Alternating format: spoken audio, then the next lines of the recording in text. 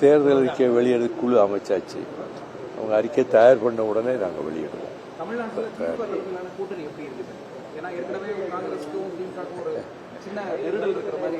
நெருடல் மாதிரி தோணும். அது சும்மா நீர்கிழித்த வடு போல மறைந்து விடும். இப்ப போய் பேசியிருக்காங்களே திமுகவினுடைய துணை பொதுச் செயலாளர் அங்கே காங்கிரஸ் தலைவர் ராகுல் காந்தியை பார்த்து பேசியதாகவும் அதில் தேர்தலை பற்றியும் பேசியதாகவும் நம்ம ஏடுகளையும் டிவிலையும் வரதை வச்சு தான் சொல்கிறோம். அதனால் அதில் எதுவும் நெருடல் இருக்காது, இல்லை அப்படிங்கிறது என்னுடைய கருத்து. துணை பொதுச் செயலாளர் போய் பேசியிருக்கிறத எதிர்கட்சி தலைவர் இன்னைக்கு சொல்லியிருக்காங்க. எங்களை வெளியிட்டு பேசுறீங்க, நாங்கள் அவங்கள்ட்ட மண்டிடுவோம் அப்படின்னு. அதுவும் அகில இந்திய கட்சி, இந்தியாவில் பல ஆண்டுகள் ஆட்சியில் இருந்த கட்சி.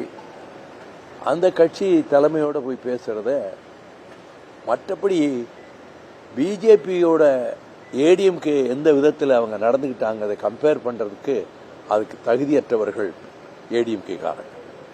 அவங்க அந்த தங்கள் தகுதிக்கு ஏற்ப ஒரு மாநிலத்தை ஆண்ட கட்சிங்கிற தகுதிக்கு ஏற்ப அவர்கள் நடந்து கொண்டதில்லை.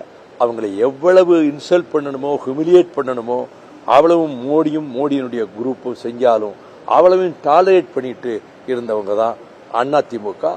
அதனுடைய முன்னாள் முதலமைச்சர் மிஸ்டர் பழனிசாமி. ஸ்டாலின் தமிழக அமைதியான மாநிலம் சொல்லியிருக்காரு, பெண்களுக்கு பாதுகாப்பாக சொல்லியிருக்காரு. ஆனால் நேற்றுக்கு ஒரு வேட்பு மாதம் நடந்திருக்கு. அதிமுக ஆட்சியில் இதை விட ரொம்ப அதிகமாக நடந்தது.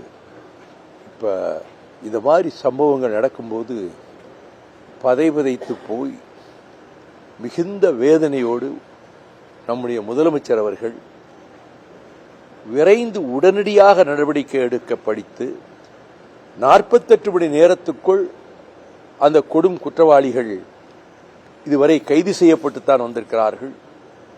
அவர் பதட்டத்தோடும் கவலையோடும் உடனே காவல்துறைக்கு என்ன இன்ஸ்ட்ரக்ஷன்ஸ் கொடுக்கணுமோ அதை கொடுக்கிற கடமையை முதலமைச்சர் சரியாகவும் மிகச்சரியாகவும் நிதானமாகவும் செய்து வருகிறார் என்பது என்னுடைய அபிப்பிராயம். முக்கிய அம்சங்கள் என்ன? தமிழகத்தினுடைய வாழ்வுரிமைகளை பாதுகாப்பது அதிலே ஒரு முக்கிய அம்சமாக இருக்கும். அதே நேரத்தில் தமிழகத்தினுடைய மாநில உரிமைகளை, மாநில சுயாட்சி என்று சொல்லத்தக்க வகையில் உரிமைகளை